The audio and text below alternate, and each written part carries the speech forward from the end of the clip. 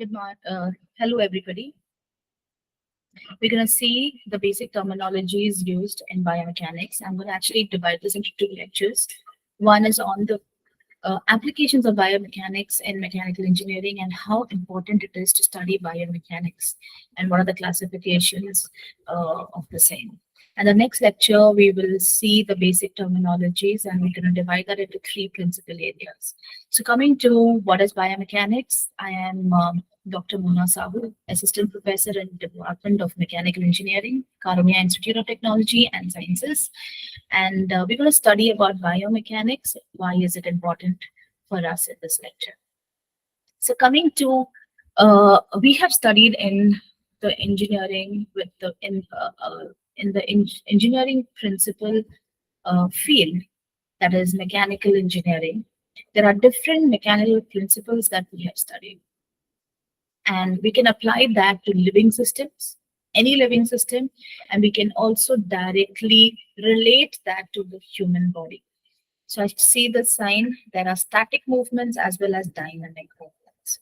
Okay, so this biomechanics, the study of biomechanics can be divided into two major classifications. One is biology and the next one is physics. So in physics, or in mechanical engineering, we study mechanics, kinetics, and kinematics. And with respect to human body, we can apply the principles of mechanics, kinetics, and kinematics to a human body. But at the same time, also there is a requirement to study the biology side of a human body, that is the skeletal system, muscular system, and the nervous system.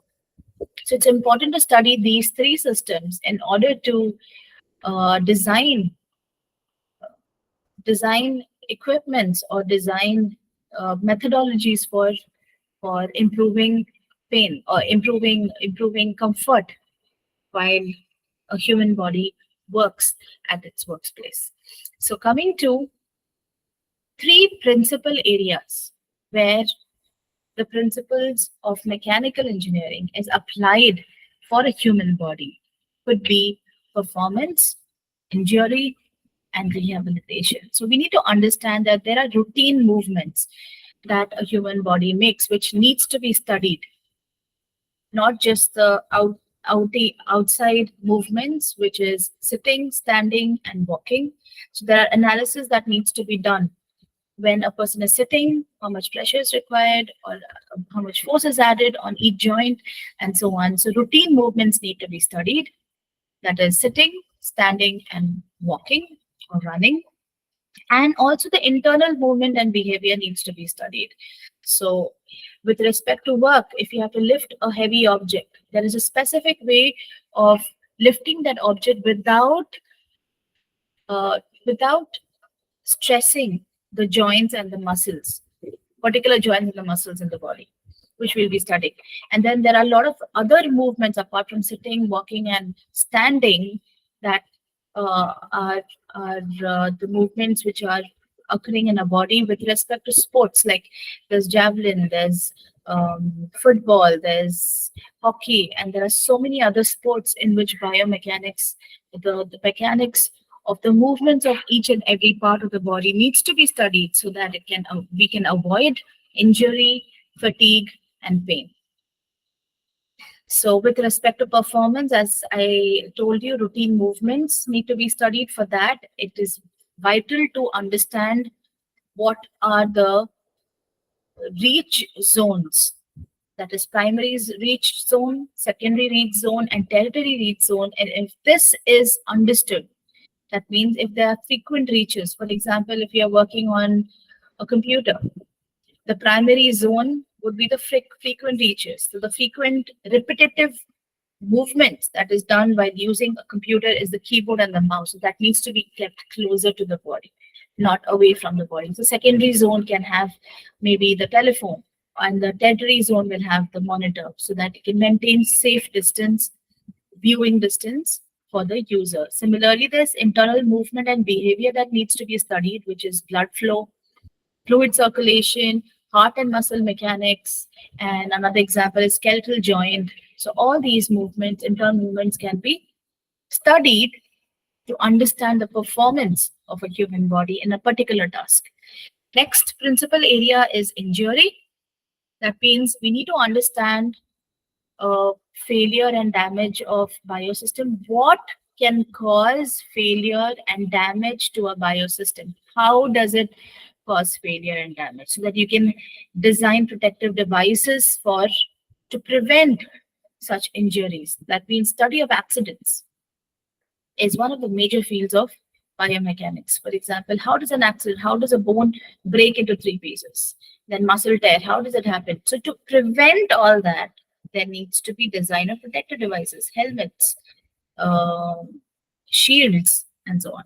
And then you have rehabilitation, recovery from injury. What if there is an injury and there is a disease? There needs to be a mechanism for recovery. So design of corrective and assistive devices, and then you have deployment of implants, diagnostic devices, tissue healing mechanism, and so on.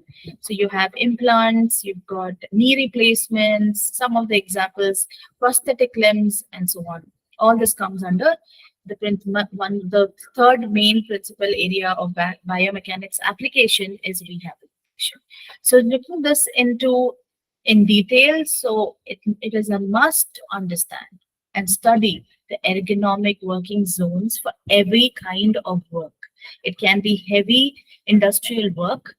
It can be computer workstation. So this picture that I've shown here is just to uh, give an example of how we can reduce the risk of musculoskeletal injury by simply arranging the equipment of your desk into zones. So if you see here, primary working zone, secondary working zone, and if you see here, if we keep the mouse at the place where the phone is, automatically the hand is being stretched, and if it's stretched for a longer period of time, obviously there will be strain on the shoulder muscle.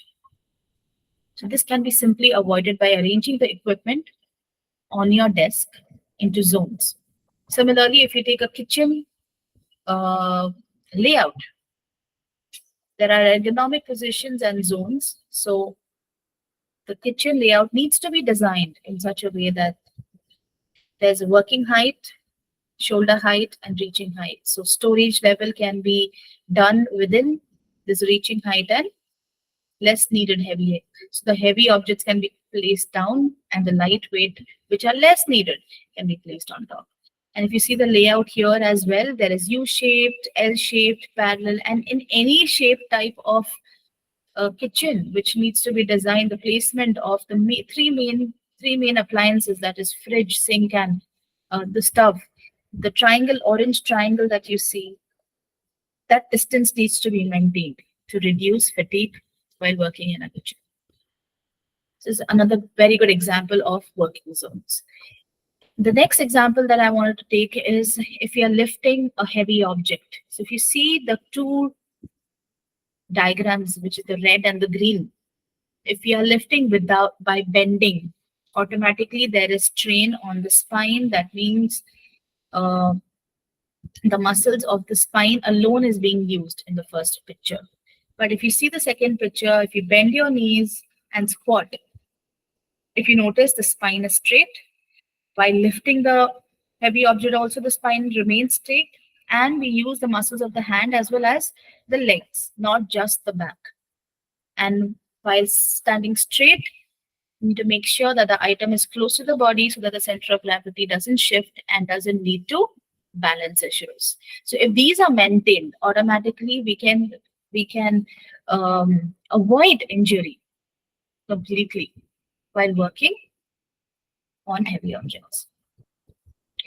Now, we need to understand, we also know that there are different joints in a human body, all right, and that needs to be studied, which is very similar to what we have studied in mechanical engineering. So the neck portion, the joint is a pivot joint.